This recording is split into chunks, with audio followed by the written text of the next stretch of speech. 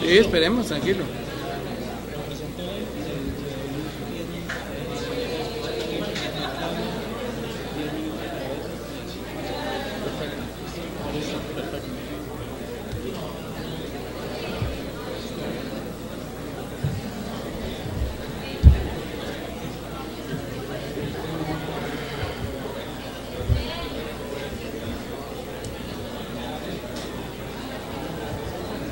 ¿El qué? Sí, lo voy a leer aquí. ¿Vos por qué? Empecé a tuitear desde tu... Pone fotos, que ya llegó Bolívar. Y esto. ¿No es más?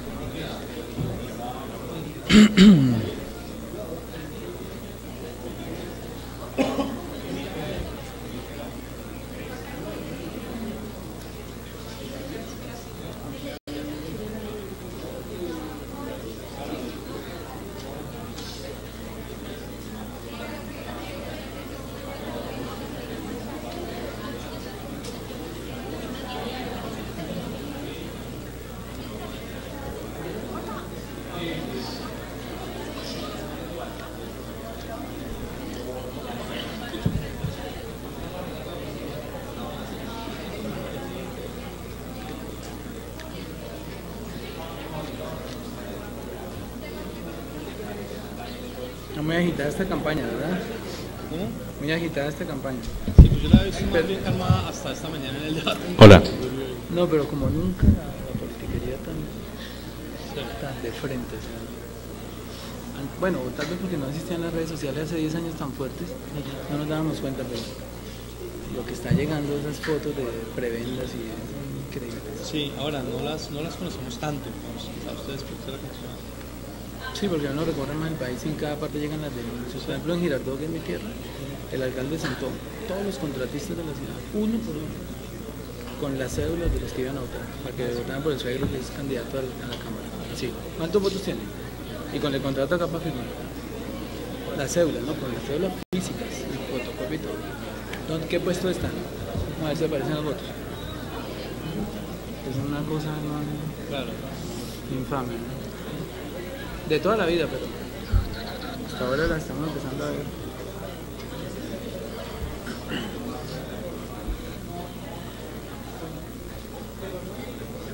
¿Y desde cuándo se involucró tan, digamos, en... No, yo llevo muchos años, sino ¿Sí? que ya en redes sociales hace 4 años. Pero antes yo escribí un libro que se llamó Cómo se roban las elecciones en Colombia. Trabajó mucho el tema electoral. Santiago? Y siempre desde la vida civil, desde la sociedad civil. Yo nunca me he metido en política. Sí, nos gustaría igual de pronto tener la presentación, ustedes saben un poco de la experiencia con redes. Sería Sí, chévere. sí, como nosotros hemos armado unos movimientos muy grandes y exitosos a partir de aprendizaje, ¿no? Al comienzo con fracaso, pero ya ahorita sabemos. Yo, por ejemplo, ahorita les dije a todos los que apoyan el voto en blanco que los invité acá, yo no los conocía. Armen ya una cuenta de Cali Voto en Blanco y la acaban de llamar, ya tiene 30 seguidores. ¿Ah, sí? Y ahorita que yo la promociono, esa noche ya tiene 200, entonces ya Cali tiene un sitio de convocatoria, Claro. distinto al mío que yo ya no había bastante. Entonces a cada ciudad donde voy les voy armando sus cuentas, sus vainas en Y las eso es redes. Twitter, ¿cierto? Twitter, sí. Y armaron una de Facebook también. Qué Sí.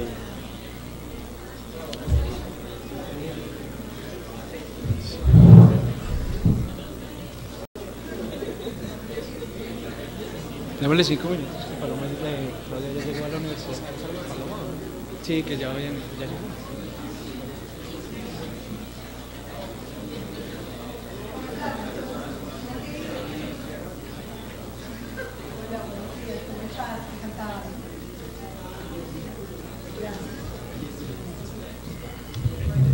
Hola, ¿cómo estás tú? ¿Cómo te ha ido? Gracias.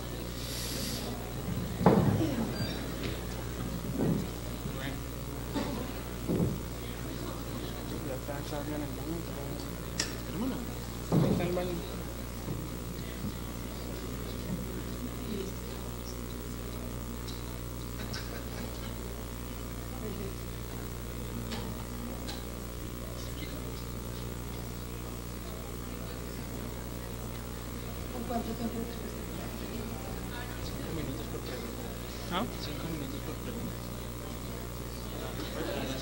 Para la que vaya a hacer el profesor, son 5 minutos para responder.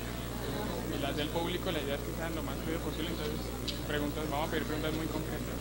Entonces, 2 minutos, 3 minutos máximo. Es bueno poner minutos claros para que uno organice la... Va a estar el cronograma y ella va a estar con los papelitos avisando. Sí, ¿estuvo bien? ¿Cómo va la campaña? Bien. Hola, Claudia. Mucho gusto. ¿Bien? Hola, ¿cómo te ha ido? No te vimos esta mañana. El mate, dale el numerito.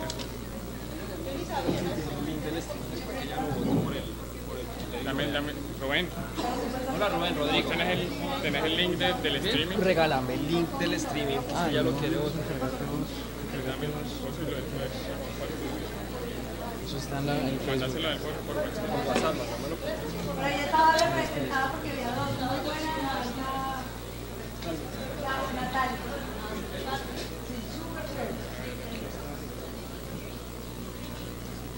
Creo que está en la oficial.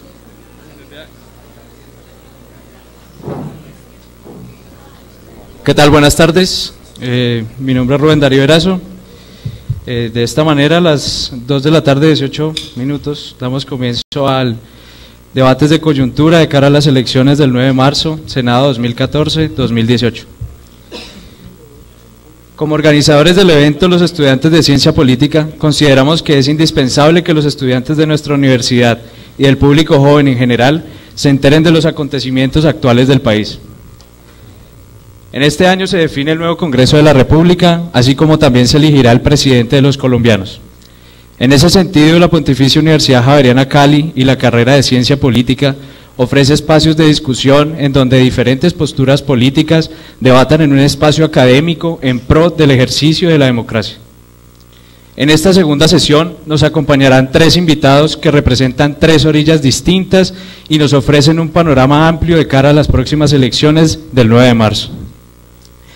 Por el partido Alianza Verde nos acompaña la politóloga Claudia López, investigadora y analista política colombiana, profesional en finanzas y relaciones internacionales de la Universidad Externado de Colombia, con maestría en administración pública de Columbia University y cursando un doctorado en ciencia política en Northwestern University.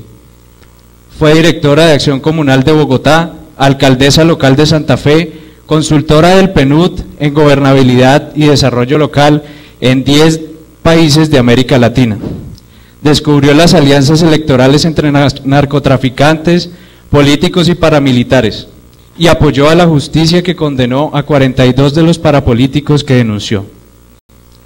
Ha sido columnista en La Silla Vacía y El Tiempo, analista política en Hora 20 y otros varios espacios de opinión. Investigadora en la Misión de Observación Electoral y la Corporación Nuevo Arcoiris. Por el Movimiento Centro Democrático nos acompaña la candidata Paloma Valencia, nacida en Popayán, filósofa y abogada con una especialización en Economía de la Universidad de los Andes. Tiene estudios en la Universidad de Harvard en Preservación y Utilización de Recursos Naturales y es magíster en Escritura Creativa. Se ha desempeñado como analista política y comentarista de opinión en Blue Radio, La Hora de la Verdad con Fernando Londoño, Oye Cali, Radio Guatapurí y otras emisoras regionales. Ha sido columnista del Espectador, El País de Cali, El Diario del Huila. Ha trabajado en análisis de política pública y análisis político como consultora. Ha sido catedrática de la Facultad de Derecho de la Universidad de los Andes en cursos de Lógica y Retórica, Derecho Romano y Constitución y Democracia. Fue candidata a la Cámara de Representantes por el movimiento Alas Equipo Colombia, trabajó en la Procuraduría General de la Nación y en Planeación Nacional. Finalmente, representando al movimiento Colombia Vota en Blanco, nos acompaña el escritor y guionista colombiano Gustavo Bolívar. En 1997 escribió su primer libro, El Candidato. En el 98 publicó El Cacique y la Reina. En el año 2000 lanzó la serie Pandillas, Guerra y Paz, con la que alcanzó el reconocimiento nacional. Posteriormente escribió para la televisión las novelas El Precio del Silencio y Me Amarás Bajo la Lluvia. En el año 2005 escribió Sin Tetas No Hay Paraíso, de la cual ha vendido cerca de 1 millón de ejemplares en 30 países y que ha sido traducida a múltiples idiomas.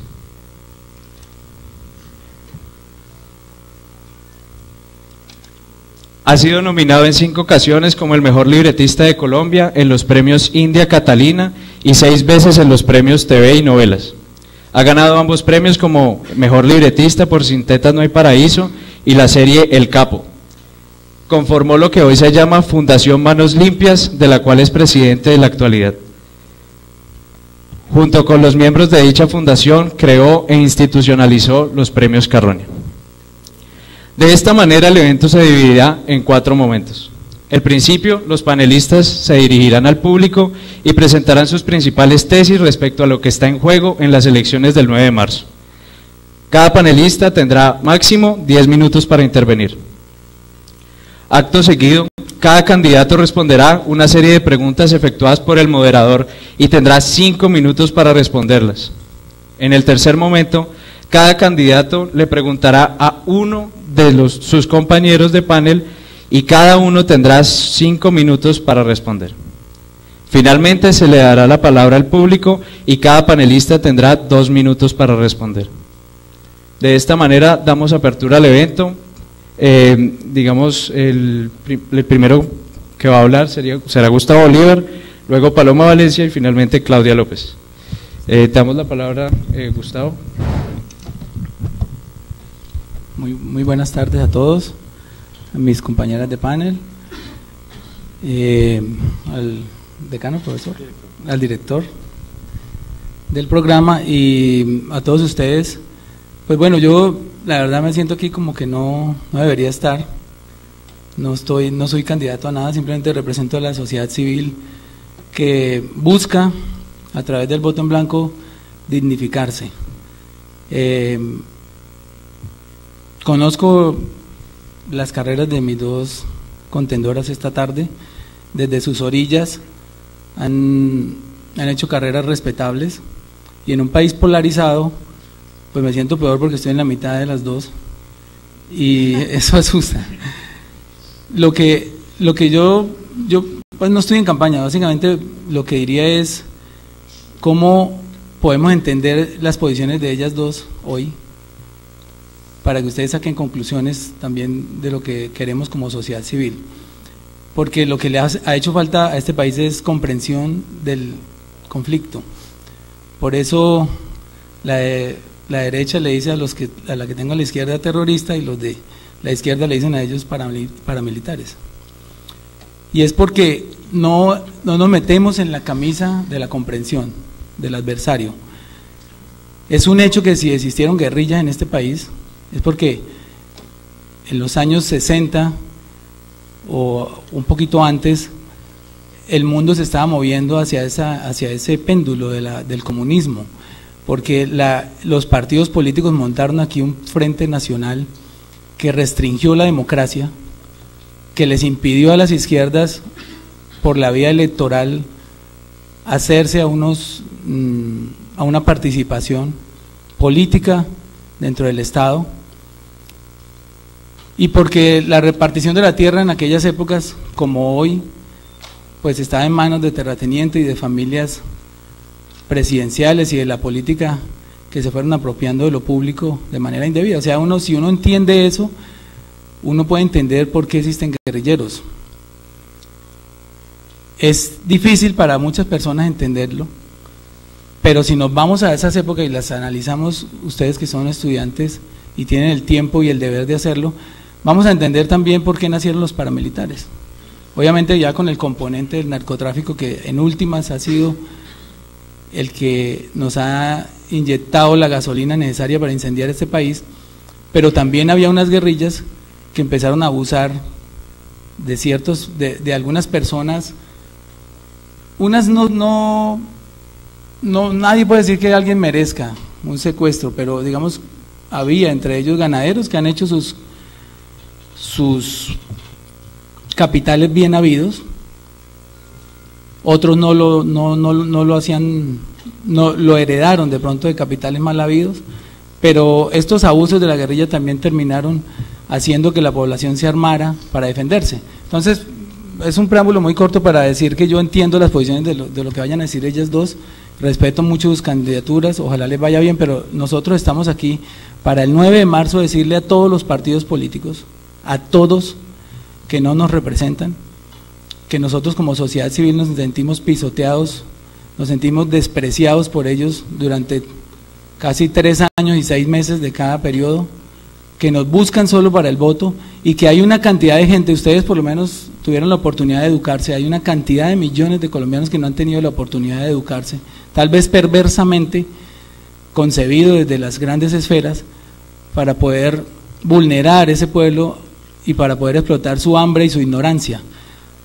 Esas personas, para esas personas que incluso son las que hoy en día están haciendo su agosto con rifas, con bingos, vendiendo su botico para tener 50.000 pesos que los alimenten por 2 o 3 días, por esas personas, por rescatar a esas personas que nosotros estamos en esta campaña. Como les digo, no ganamos nada, yo no soy candidato, nunca he aspirado a la política pudiendo hacerlo, porque creo que desde la sociedad civil podemos hacer más. He visto cómo se debaten grandes congresistas, no doy los nombres porque puedo omitir alguno, pero digamos que son 6 o 7, y siempre terminan aplastados. Un ejemplo de ello puede ser la reforma de la justicia, cómo los parlamentarios intentan quitarse las inhabilidades y las incompatibilidades que les impuso la Constitución del 91, y cómo intentan ponerse impunidad e inmunidad en medio de esos 7 o 8 buenos del Congreso, y nada pudieron hacer. Esa reforma de la justicia la atajamos nosotros desde las redes sociales. Para contarles intimidades, solo de manos limpias 100 personas, día y noche tuiteándole al presidente que se iba a ser el sepulturero de la Constitución, que se iba a pasar a la historia como la persona que iba a perpetuar en el poder a los corruptos. Día y noche hasta que lo hicimos salir a la televisión a decir que no firmaba ese proyecto. Y esos pocos, con todas las buenas intenciones que puedan tener, no pudieron detener ninguno de los 8 debates que tuvo la reforma de la justicia, y menos el periodo de conciliación.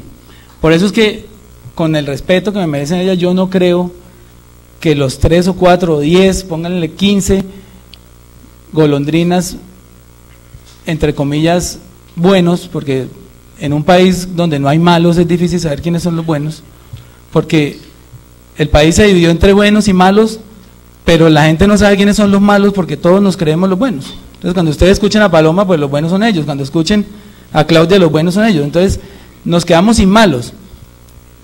Pero ya yendo al punto objetivo, lo que queremos es que esos buenos, que son los que cumplen, los que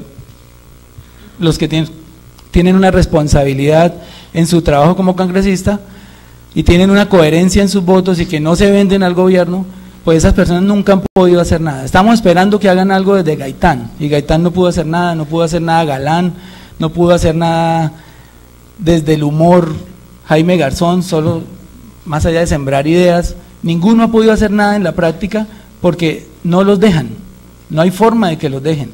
Analicen las votaciones en el Congreso históricas, nunca han podido presentar un proyecto de ley benéfico para el país, que vaya en contra de las oligarquías, de los monopolios, de los grandes emporios mineros, nunca han podido presentarlo, y si lo presentan no pasa del primer debate porque son muy pocos, y en esta ocasión van a volver a ser poco. Entonces yo lo que los llamo es a que no aplacemos otros 200 años, con el pesar de estas personas que merecen nuestro voto, es aplazar esta necesidad de decirle a la clase política colombiana corrupta: el pueblo está por encima, somos sus jefes, votamos como mayoría un mandato contra los partidos políticos, no nos representan, quitarle los votos, el político vive de los votos, si se los quitamos van a quedar sin oxígeno, y si lo logramos llevar a unas elecciones, a unas segundas elecciones después de un triunfo del voto en blanco, pues los vamos a llevar sin votos, deslegitimados, sin el permiso de ustedes para robar, porque es que si ustedes recuerdan la imagen de Merlano cuando estaba siendo requerido por los policías, pues él decía: es que yo tengo 50.000 votos.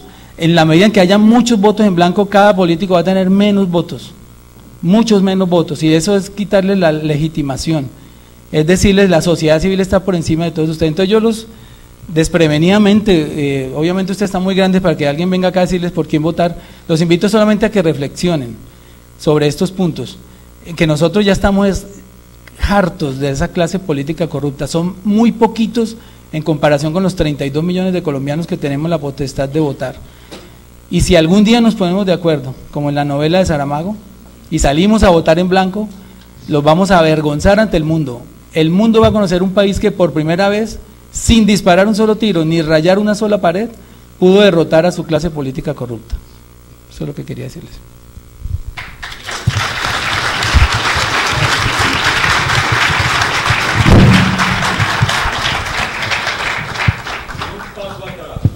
De esta manera le damos la palabra a la candidata por el Movimiento Centro Democrático, Paloma Valencia. Bueno, primero un agradecimiento al señor director, a la universidad, a ustedes que están aquí para oír estos debates. Yo creo que es muy importante que como ciudadanos nos tomemos el tiempo de reflexionar sobre nuestra democracia, de pensar hacia dónde va y hagamos valer nuestro voto. También me place compartir este panel con la doctora Claudia López, con Gustavo, a quien admiramos todos y que es un gran ejemplo, digamos, de la literatura, de la televisión y de todo el arte que supone detrás de eso. Primero decirles que yo creo que el problema de Colombia es mucho más complejo que en los últimos 60 años. El problema de Colombia es que nosotros venimos de un estado donde llegaron unos conquistadores que no querían hacerle caso a su rey, a dominar unos pueblos indígenas que se sentían invadidos con unas poblaciones africanas que habían sido traídas esclavizadas. Y a todo eso le trataron de poner un molde de Estado y después tratar de legitimarlo. Por supuesto, el proceso no ha sido nada fácil porque nadie quería hacer caso. Desde los españoles, que como ustedes saben, Gonzalo Jiménez de Quesada, cuando llegaban las ordenanzas reales decían se acata pero no se cumple, que significa que nosotros sabemos que es la ley, pero simplemente no la vamos a obedecer, como el semáforo en rojo, que es casi una sugerencia de si quiere buenamente pare, pero pues, si no siga. Y yo creo que ahí está el centro del problema colombiano, y es que la gente siempre considera que ellos tienen una buena razón para no seguir la ley. Y el esfuerzo de este Estado de tratar de terminar de incluir siempre termina por decirle, bueno, listo, usted puede no haberla obedecido, vamos a hacer de cuenta que la obedeció, borrón con usted, borrón acá, borrón allá. Y eso ha generado que tengamos una justicia selectiva, una justicia que no se aplica adecuadamente a todo el mundo, que cuando se aplica el otro dice, ah, claro, solo me la aplica a mí porque a los otros no se las aplicó. Y ha ido rompiendo la posibilidad de que tengamos unas instituciones fuertes. Yo creo todo lo contrario, que hay que votar y hay que votar por alguien. Y si los colombianos decidimos votar bien, podemos hacer un gran cambio. El problema del voto en blanco, que yo respeto mucho, Gustavo, y que admiro como movimiento cívico, es que lo único que hace es quitarle votos a los candidatos de opinión, porque los candidatos de las maquinarias siguen sacando exactamente el mismo número de votos. Esos van a seguir sacando los votos que ya sacan y los votos de opinión simplemente van a reducir la posibilidad de que haya candidatos de opinión.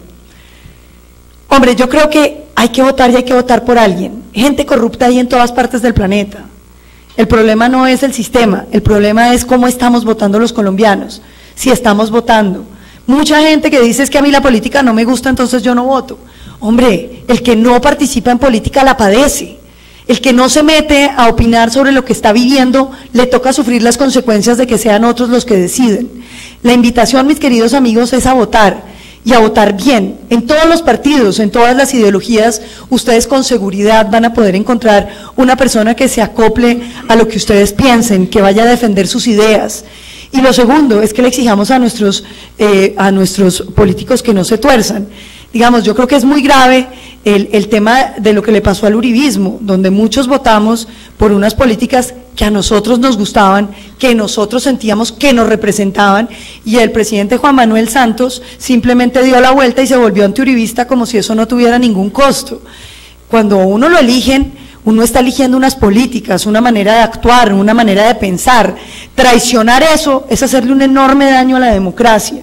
Y yo creo que eso que hizo Juan Manuel Santos fue terrible para la democracia colombiana, le restó credibilidad. Uno ve en muchos sitios diciéndole a la gente, ah, sí, pues a nosotros nos gustaría votar por usted, pero qué tal que se voltee como Santos. Y esa es una pregunta que le hacen a uno los uribistas en todo Colombia.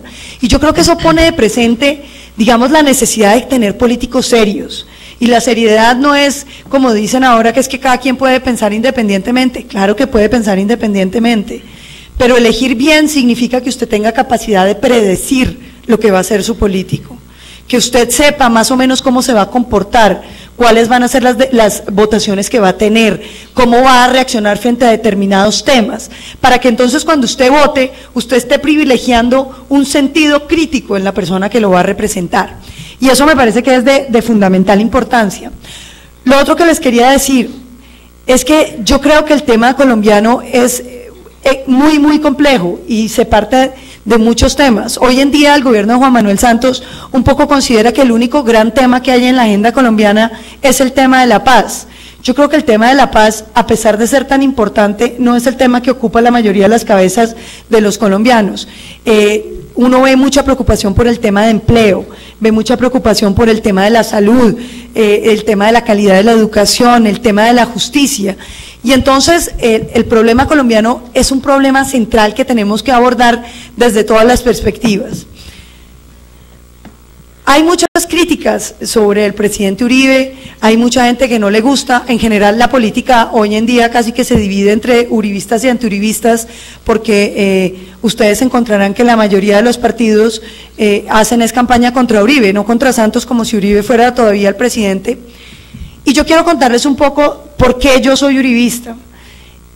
Cuando el presidente Uribe estaba de candidato, yo me estaba graduando en la universidad. Y yo pertenecía a una generación donde todos estábamos desesperados, porque la frase que se decía en ese momento era: Colombia no es un país viable. Y todo el mundo estaba buscando cómo irse a estudiar al exterior o cómo irse para otro lado, la gente de los pueblos desplazándose a las ciudades intermedias, la de las intermedias tratando de irse a uno más grande, y había una enorme desesperanza en Colombia, y nos sentíamos muy perdidos y con mucho miedo. Y yo lo que siento es que el presidente Uribe, que puede tener muchos defectos, que puede haber cometido errores, que hay cosas que se pudieron haber hecho mejor y cosas que se vieron hacer que no se hicieron, sí hizo un enorme esfuerzo por este país. Yo sí creo que el país que él recibió era uno y el país que entregó fue uno muy distinto. Uno donde la gente está optimista, donde la gente se siente bien, donde tenemos ganas de salir adelante, donde nos sentimos orgullosos de ser colombianos. Y yo creo que esos fueron todos efectos de un gobierno que le mostró a Colombia que sí era posible gobernar a favor de los colombianos.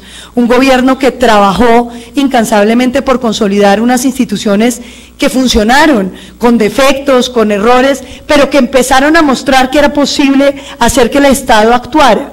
Y eso es muy importante, porque es que antes de eso el Estado era un aparato horrible del que nadie sabía nada, que necesitaba intermediarios, que no servía para nada, y yo creo que con Uribe hubo una sensación de que el Estado era capaz. Y sobre todo, los consejos comunitarios que se han criticado tanto fueron la oportunidad de las provincias de volver a tener voz, de tener un gobierno que hablaba con la provincia colombiana, que venía a la provincia, que dejaba que los alcaldes y los gobernadores se expresaran.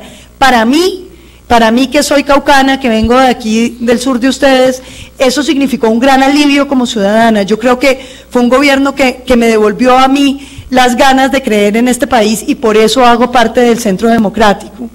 Yo creo que ustedes, como jóvenes que son, tienen que saber que la política no se trata de qué.